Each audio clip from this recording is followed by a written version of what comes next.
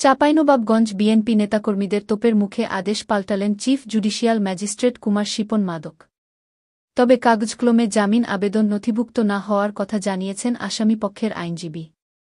আজ রবিবার দুপুর 12:30টার দিক একটি অস্ত্র ও বিস্ফোরক মামলায় ৩৬ জন অভিযুক্ত চিফ জুডিশিয়াল ম্যাজিস্ট্রেট আদালতে হাজির হন। এ সময় ৩৩ জন আসামির জামিন বহাল রাখলেও ওয়ারেন্টভুক্ত ৩ জন অভিযুক্তর জামিন আদেশ বাতিল করেন আদালত। জামিন বাতিল হওয়া ৩ বিএনপি নেতা হলেন জেলা বিএনপির আহ্বায়ক কমিটির সদস্য ইসমাইল হাসান, সাবেক শ্রমিক দল নেতা আব্দুস সালাম ও জেলা যুবদলের যুগ্ম আহ্বায়ক তবিউল ইসলাম তারিফ। এ সময় দেখা যায়, আদালতে জামিন আবেদন না মঞ্জুর করার পর বিক্ষুব্ধ হয়ে উঠেন আদালতে উপস্থিত বিএনপি নেতাকর্মীরা। পরিস্থিতি অশান্ত হয়ে উঠলে এজলাস থেকে নিজের খাস কামরায় চলে যান বিচারক ও chief judicial magistrate Kumar Shipon মাদক।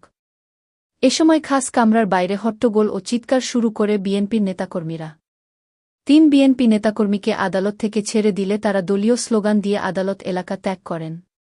এ সময় আদালতে ছিল না পর্যাপ্ত পুলিশ সদস্য। এমনকি উপস্থিত পুলিশকে নীরব থাকতে দেখা যায়।